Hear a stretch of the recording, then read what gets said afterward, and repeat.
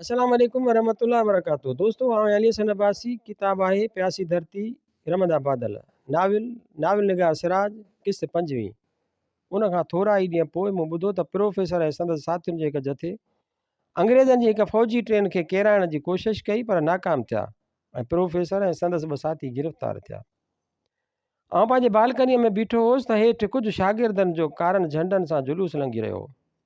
हिननि मुख़्तलिफ़ नारा थिया: सूराज वठी रहंदासीं, वंदे मातरम, गांधी जी की जय, जवाहरलाल नेहरू जिंदाबाद, अंग्रेज़ मुर्दाबाद, रेलुनि किराइण वारनि खे फांसी ॾियो, धाड़ा बंदि करियो, हिंदुनि जो क़त्लआम बंदि करियो।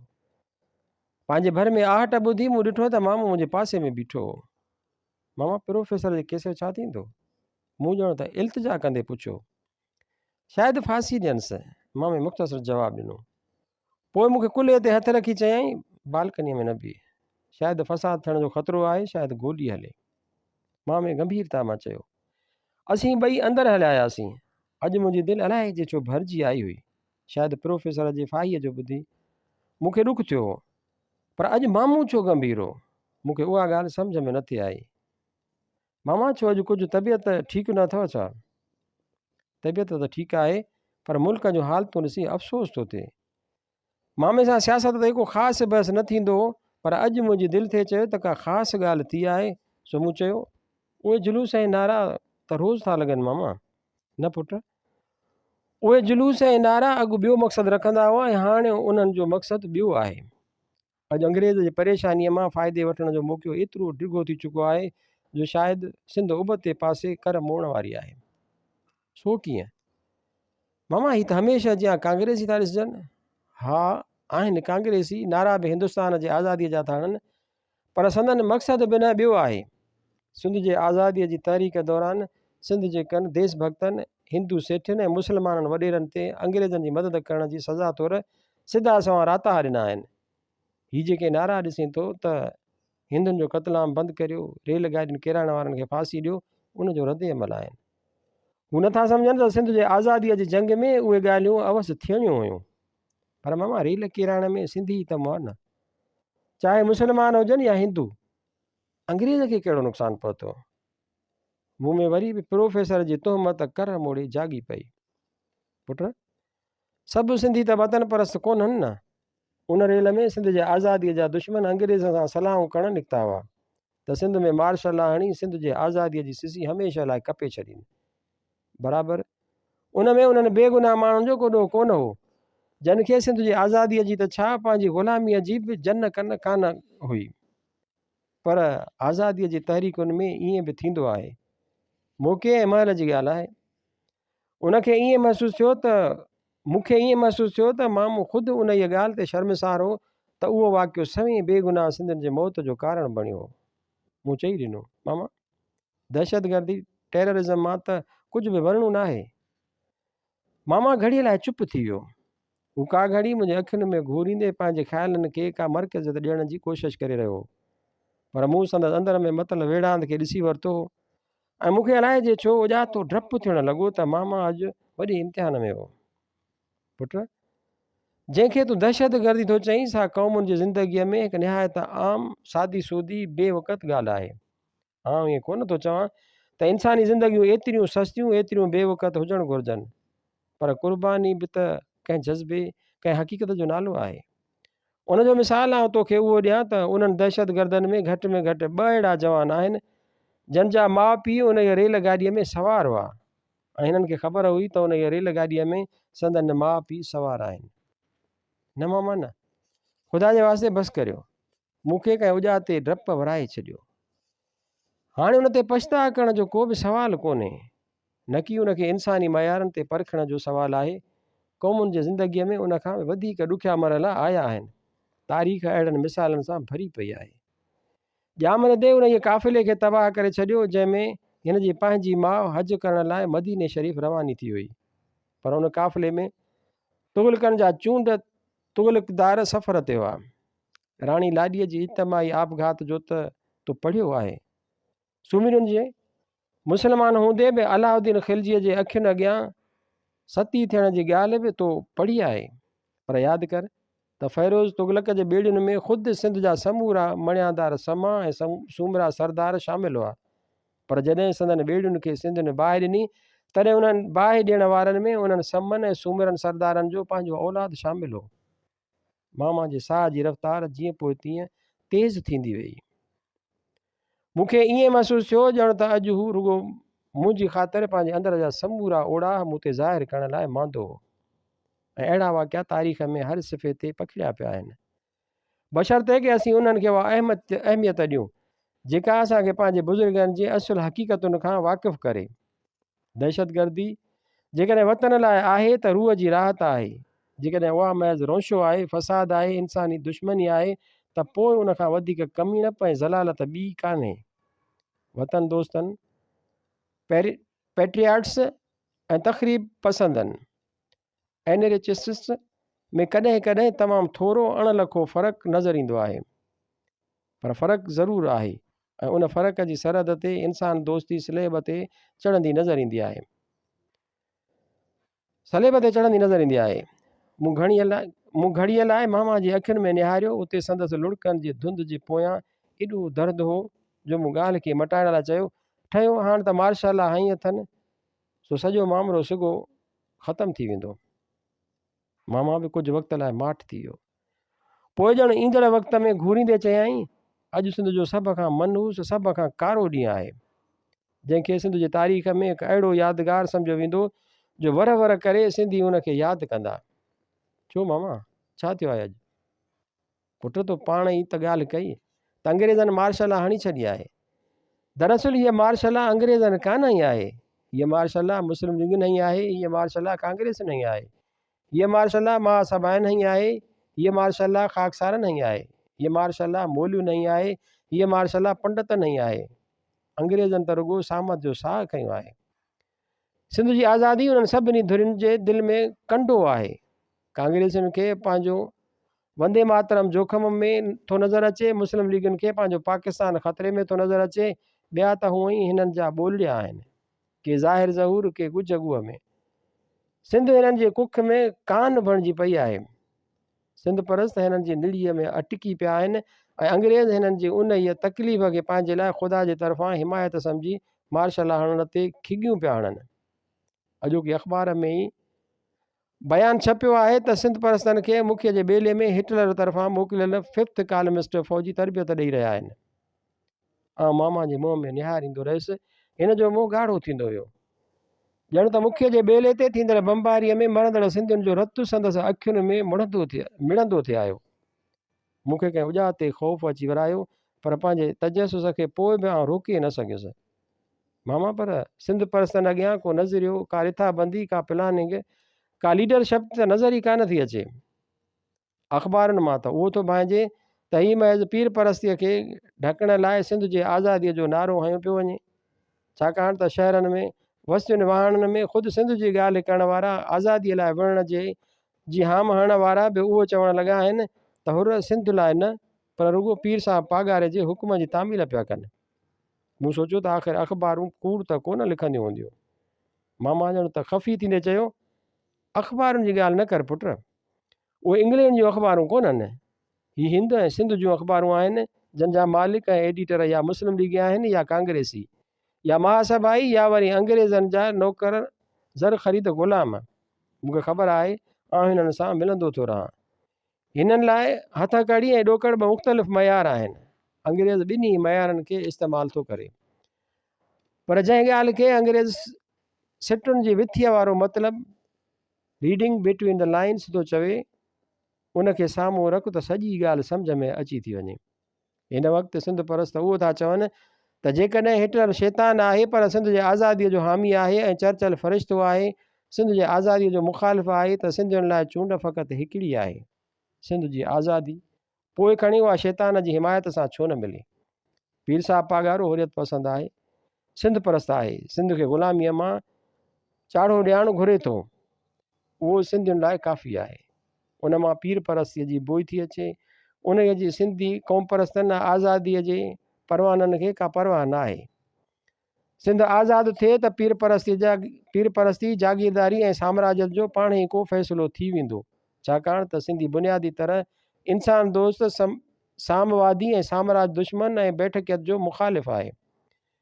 जेकॾहिं हू अंग्रेज़ जी बैठकियत जी मुखालिफ़त करे उनखे हटाइण जी जिदोजहद में सिर क़ुर्बान करे थो सघे त छा पीर परस्ती जागीरदारी ऐं साम्राजियत खे ईअं ई क़बूल करे वठंदो? मूं ॾिठो त मामा जूं मुठियूं भीड़जी वियूं हुयूं, संदसि आङुरियुनि जे ॾोॾियुनि जूं नसूं उभरी आयूं ऐं मूंखे वरी को उॼातो ख़ौफ़ वराए वियो। तॾहिं मूं संदसि ख़्यालु मटाइण तौरु सवालु कयो, मामा भला उन जो आख़िर नतीजो छा निकिरंदो? जेकॾहिं सिंध खे आज़ादी न मिली त छा थींदो? ऐं अंग्रेज़नि जे हुननि ख़िलाफ़ु सिंध परस्तनि ख़िलाफ़ु मुहिम जो आख़िरी नतीजो छा निकिरंदो? आउं ॻाल्हि करे त वेठुसि, पर पोइ पाण खे पिटणु लॻुसि। छा आउं बि एॾो नाउमीद थी वियो हुउसि? आउं त कनूतियत खे अच्छे खे कारो सम्झण खे गुनाह सम्झंदो हुउसि। पोइ उहो सुवालु छो? मामा ॼण त मुंहिंजो सुवालु ॿुधो ई कोन। ईंदड़ वक़्तु ॼण त हिन जे अखियुनि अॻियां पुराणी तारीख़ जो को वर्क हो, जंहिंजा लफ़्ज़ वरजाइण वक़्तु हिनखे ज़हन ते ज़ोर ॾियण जी ज़रूरत ई कान हुई। फ़क़ति हिकु कोहनो पुराणो क़दीम दर्द हिन जे अखियुनि में लही आयो। संदसि अखियुनि में को कोहराम मतल हो, जंहिंखे लिकाइण लाइ मां में मुंहुं ॿिए तरफ़ फेराए छॾियो। पुट, मूंखे तोसां ॾाढी हमदर्दी आहे। उहा हमदर्दी ॼण त समूरनि जवान पीढ़ियुनि सां हमदर्दी आहे। ईंदड़ पीढ़ियूं त पंहिंजो रस्तो पाण ठाहींदियूं, पर मूंखे उन्हनि सां बि हमदर्दी आहे, छाकाणि त उन वक़्तु मूं जहिड़ा न हूंदा ऐं अव्हां जा ईंदड़ नस्ल अकेला हूंदव, अणसूआ हूंदव। अणसूआ त न चवणु घुरिजे, पर आउं चवंदुसि, छाकाणि त जन माण्हुनि में अॼोके वक़्त में के दयानतदारियूं, के ईमानदारियूं, के सचायूं ॾिसां थो, तन जे अखियुनि ते मज़हब जा खोपा चढ़ियल आहिनि। जॾहिं उहे खोपा लहंदा तॾहिं छा थींदो, उहो आउं तसवुरु करण लाइ बि तयारु कोन आहियां। GM सैद जो हिकिड़ो मिसाल थो ॾियां। डिस्ट्रिक्ट बोर्ड अॻियां तकरीर कंदे थो चवे त आउं अवल आख़िर सिंधी आहियां, पर छाकाणि त मुस्लमान आहियां उन करे पाकिस्तान लाइ जिनाह साहिब जो हामी आहियां। हिन जी मुस्लमानी सिंध लाइ कहिड़ी अहमियत थी रखे, उन ते हिन कॾहिं बि न सोचियो आहे। ऐं जॾहिं सोचींदो तॾहिं एॾी देरि थी वई हूंदी जो हिन जो रूह रड़ियूं करे उथंदो। पर वक़्त खां पोइ रूह जूं रड़ियूं कहिड़े कम जूं? उहा त संदसि ज़ाती दर्दमंदीअ जी कैफ़ियत हूंदी, तंहिंजो सिंध सां कहिड़ो वास्तो? खणी हू 10 भेरा सिंध जी ॻाल्हि करे, उनखे ईअं सम्झ त जॾहिं हज़रत ईसा खे सलेब ते चाढ़ियाऊं तॾहिं सलेब ते चाढ़ण वारनि पंहिंजे पाण खां सवालु कयो हो त जेकॾहिं असां ईसा खे ग़लति दलीलनि जे बुनियाद ते सलेब ते टंगियूं ऐं जॾहिं असांखे ग़लतियुनि जो अहसासु थियो त पोइ छा कंदासूं? तॾहिं हिकिड़े ॾाहे रुॻो एतिरो चयो, पोइ ख़ुदा बि अव्हांखे सम्झ न ॾींदो ऐं बख़्शिश जूं समूरियूं राहूं अव्हां ते बंदि थी वेंदियूं। मामा उहे लफ़्ज़ अहिड़े ॾुख मञा चया ॼण त हू GM सैद खे चवंदो हुजे, साईं ख़ुदा अव्हांखे सम्झ ॾींदो। मूं संदसि दर्द खे पंहिंजे अखियुनि में महसूसु कयो, जंहिंजी पोसराण रुॻो सिंध जे आज़ादीअ ख़िलाफ़ु साज़िशुनि ऐं 68 पंहिंजी लाचारी ऐं बेहिमतीअ ते पशेमानी न हुई, पर उन में हिकु ज़ाती अंग बि शामिलु हो त मूं में उहा हिमत छो न हुई जेका मामा में हुई त आउं अलल ऐलान उहो चवां त सिंध जी आज़ादी मुंहिंजे लाइ हर ॿी शइ खां मुक़दम हुई। सिंध आज़ादु हूंदी त आउं बि हिंदुस्तान जी आज़ादीअ खे ख़ुशि आमदेद चई सघंदुसि। सिंध आज़ादु थींदी त आउं बि मामा खे मुबारक ॾेई चई सघंदुसि त मामा सिंध अव्हांखे मुबारक हुजे। मामा GM सैद ऐं शेख अब्दुल मजीद सिंधीअ जे बावजूदि अव्हांखे सिंध मुबारक हुजे। पर मामा कंहिं ॾूरां दुनिया में पंहिंजे ई ख़्वाबनि जी दुनिया में जेके ख़्वाब मुस्तक़बिल जा पेशरो हुआ ग़लतान हो ऐं हिन ॿिन सुॾ कंदे चयो, अनु सिंध ॾाढा अज़ाब सठा आहिनि, धारियुनि जे हथां पंहिंजनि जे तुफ़ेल। पीर साहब पागारो ऐं GM सैद त फ़क़ति अलामतूं आहिनि।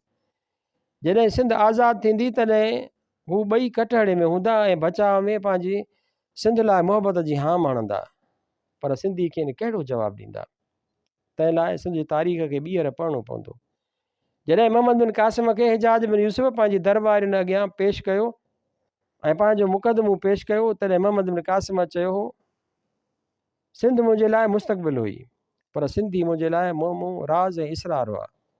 पर हिकिड़ी ॻाल्हि मूं महसूसु कई त सिंधियुनि खे जेकॾहिं पंहिंजे पासे करिणो हुजे त हिननि सां सिंध जी ॻाल्हि करियो, सिंधी ॿोलीअ जी ॻाल्हि करियो, त हू अव्हां जा हिमायती थी पवंदा। पर सिंध ख़िलाफ़ु सिंधी ॿोलीअ ख़िलाफ़ु ॻाल्हायव, तव्हांजी बहितरीनु दोस्तीअ मां बहितरीनु साथी बि दिली दिलि में तव्हांजो सभ खां बदतरीनु दुश्मन थी पवंदो ऐं हुनखे उन ते का बि शर्मसारी कान थींदी। तॾहिं हिजाज बिन यूसुफ हिकु सिंधीअ खे मुखातिब थींदे चयो हो, छा उहो सच आहे त सिंधी मोहम्मद बिन क़ासिम खे चङो माण्हू था सम्झनि?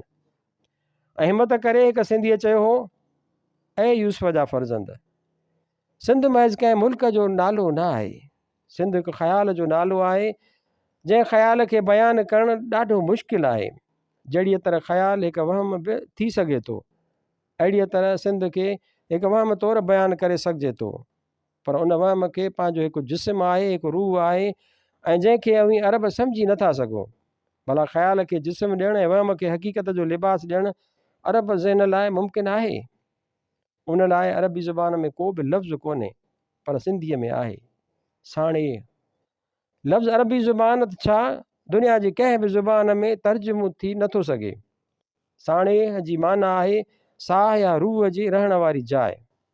अलाह साईं उन लफ़्ज़ जूं मानाऊं ॿियनि ज़ुबानुनि ॿियनि ॿोलियुनि में बयानु करण जी अहलियत माण्हुनि खे अता ई न कई आहे। मूं सम्झो त मामा हाणे बिना जज़्बाती थी वियो, जंहिं लाइ जेतोणीकि आउं ज़िम्मेवार हुउसि, पर तॾहिं बि मूंखे हिमत थी त आउं सुवालु पुछां। मामा उहो त सही आहे, पर हीअ अॼोकी सिंध लाइ कांग्रेस ऐं मुस्लिम लीग जेकी फंद पैदा कया आहिनि, तन जो नतीजो आख़िर त सिंधियुनि जी विरासत ऐं सिंध जी आज़ादीअ लाइ जोखम वारो ई निकिरंदो। उनजो को तदारक त असांखे सोचणु घुरिजे। आउं सुवालु पुछी त वेठुसि, पर ख़ुदि पंहिंजे सुवाल खां डिॼी वियुसि। हीउ तमामु वॾो सुवालु हो ऐं शायदि आउं पाण या मामा या प्रोफेसर रशीद उन सुवाल लाइ तयारु न हूंदा, ऐं उन लाइ आउं बि कुझु अॻुवाट रिथाबंदी करण लाइ तयारु न हुउसि। पुटु, आज़ादी ॾाढी प्यारी शइ आहे, पर उहा ॾाढी वणवांद पिणु आहे।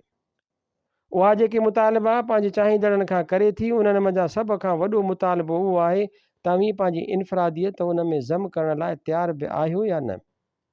मूंखे ॾाढी ख़ुशी थिए हा जेकॾहिं हिंदुस्तान जा माण्हू सिंध जे आज़ादीअ जी हिमायत में अंग्रेज़नि सां का वेड़ांद कनि हा।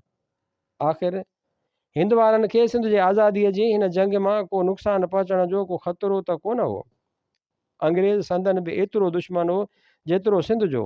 पोइ छो ऐं छा लाइ हिननि पंहिंजी ॿोलियुनि खे ई मुज़ाहिरा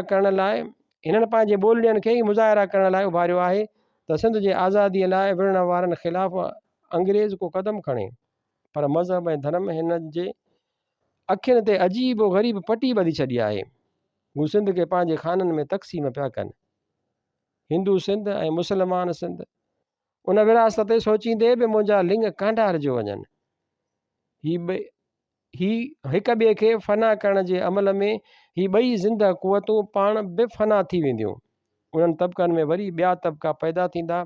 हिंदू मुस्लमान जे सत्य जो झगड़ो पंहिंजे अंदरि अहिड़ा फितना रखे थो जंहिंजी का हद हिसाब कोन्हे।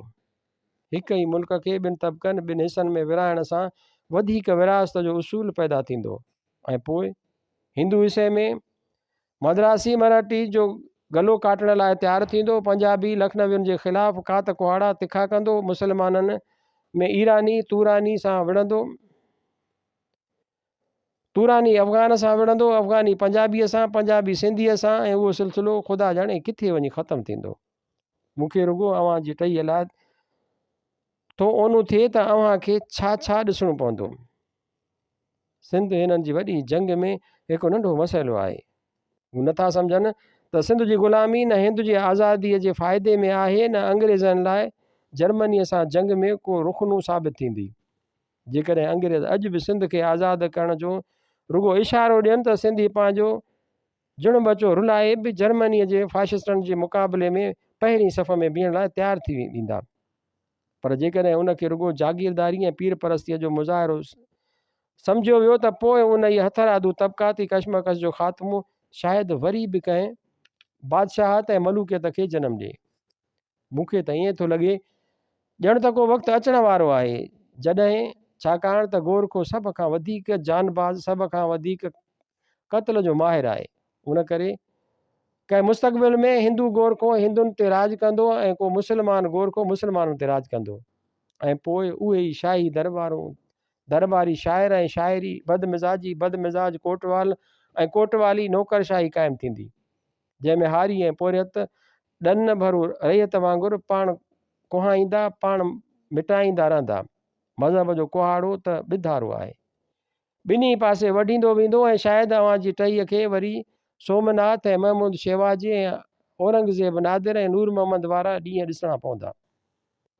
ख़ुदा अव्हां खे बख़्शे या बख़्शींदो, असीं त हूअं ई लॾण वारा आहियूं। कुझु अहिड़ो महू थी वियुसि जो मूंखे ईअं महसूसु थियो त ॼण त मामूं इंसाफ़ जी मसनत ते वेही जहांगीर वांगुरु पंहिंजो इंसाफ़ करे रहियो हो, जंहिंजे रॻुनि में हिंदू माउ ऐं मुस्लमान पीउ जो रतु डोड़ी रहियो हो।